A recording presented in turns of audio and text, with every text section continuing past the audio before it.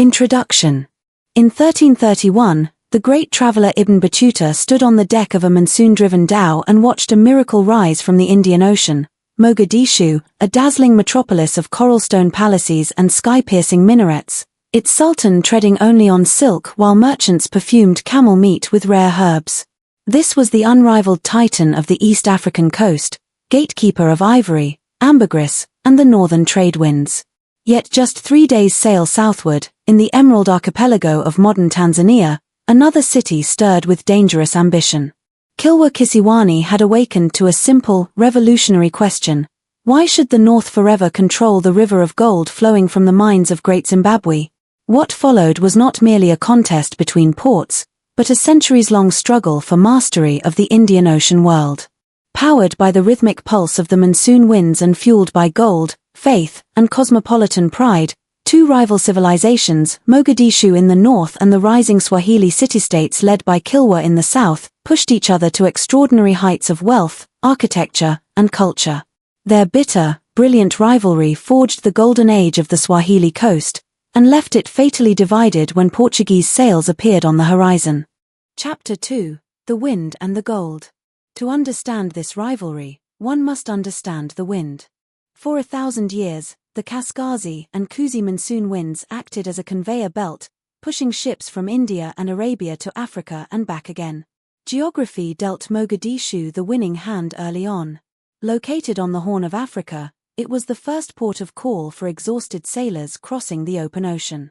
By the 10th century, Mogadishu had established itself not just as a marketplace, but as a gatekeeper. If you wanted African ivory, ambergris, or leopard skins, you dealt with the Somali merchants of the north. They set the prices.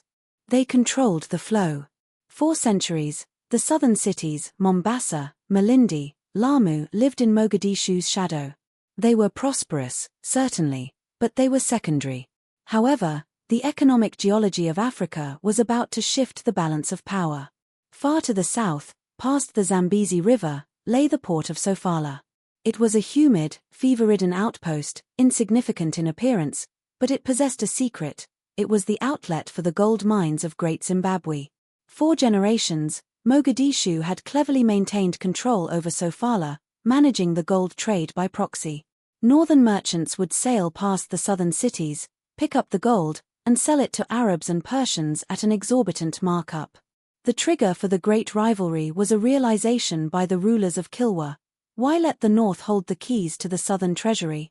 The transformation began in the late 12th and early 13th centuries with the arrival of the Shirazi, a distinct cultural and political lineage. Legend tells of Ali ibn al-Hassan, a prince from Shiraz in Persia, who bought the island of Kilwa. While the literal truth of the migration is debated, the political reality was undeniable. A new dynasty had arrived, one that claimed a pedigree equal to or greater than the sheer commercial weight of Mogadishu. The pivotal moment came when Kilwa militarily and diplomatically seized control of Sofala. They cut out the middleman. Suddenly, the gold of Zimbabwe flowed directly into the coffers of Kilwa. Chapter 3: A Bipolar World and Its End. The result was an architectural and cultural explosion. In Kilwa, the sultans built the Husuni Kubwa, a palace of coral and lime that rivaled anything in Europe at the time.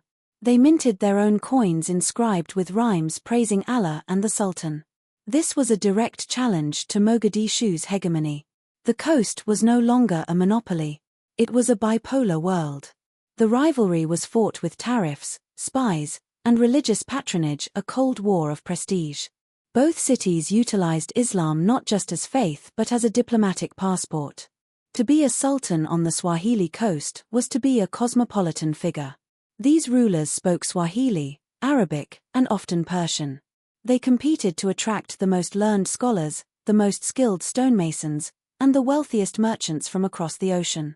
Mogadishu, under the Fakhar ad-Din dynasty and later the powerful Ajuran Sultanate, responded by tightening its grip on the northern interior.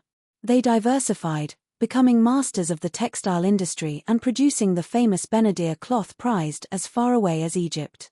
If Kilwa had the gold, Mogadishu had the industry and the strategic location nearest to Mecca. The tension shaped the very layout of the coast. Cities fortified their walls.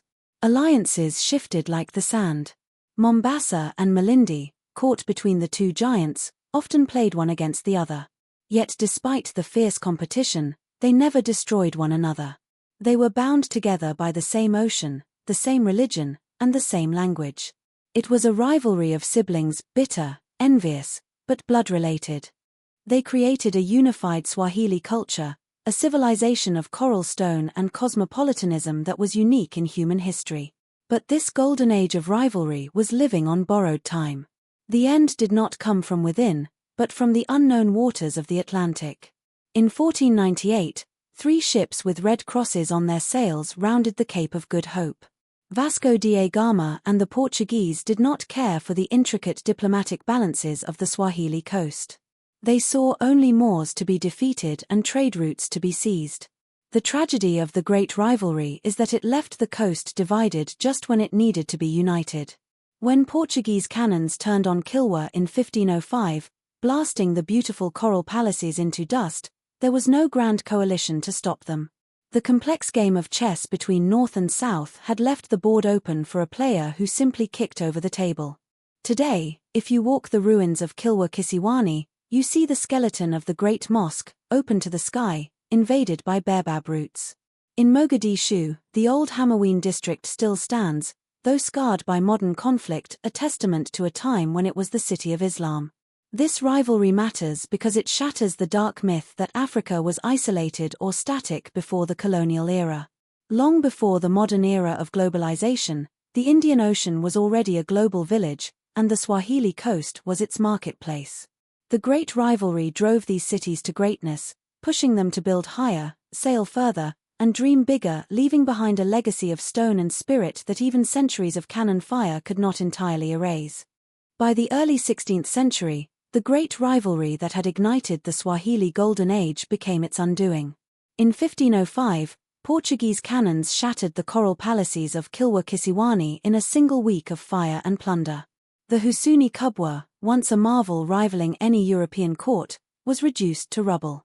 Sofala, the golden outlet, fell under foreign control. Kilwa's mint fell silent, its coins, once proud declarations of independence, vanished from circulation. Further north, Mogadishu's defenses and distance spared it the worst of the early assaults, but its monopoly was broken forever. The delicate balance of tariffs, alliances, and prestige that had sustained 2 centuries of creative tension collapsed beneath the blunt force of Atlantic interlopers who played by different rules. The tragedy is stark.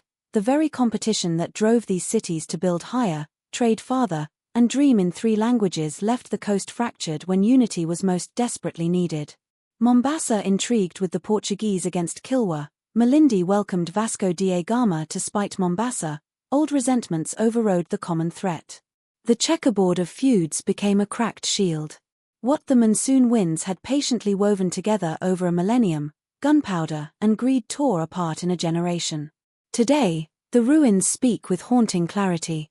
At Kilwa Kisiwani, the great mosque stands roofless, its mihrab framed by baobab roots that have outlasted empires.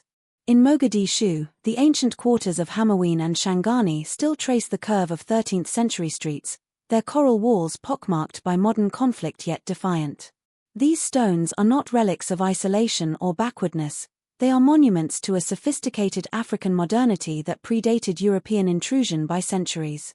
The rivalry between Mogadishu and the southern city-states matters because it explodes the persistent myth of a dark, static, pre-colonial Africa waiting passively for outside salvation or conquest. Here was a world of minted currency, international diplomacy, architectural splendor, and cutthroat economic strategy played out across an ocean that was already global when Europe still thought the world ended at Gibraltar. Driven by sibling envy and shared ambition, these cities turned monsoon winds into highways of ideas, goods, and power. Their story is ultimately one of brilliance and warning. Fierce competition can forge civilizations of astonishing beauty and resilience, but when an external predator arrives who refuses to play the same game, only solidarity, not rivalry, offers survival. The Swahili coast learned that lesson too late. Its coral skeletons remain, whispering across the centuries that Africa was never peripheral to history. For a fleeting, glorious moment, it was one of its brightest centers.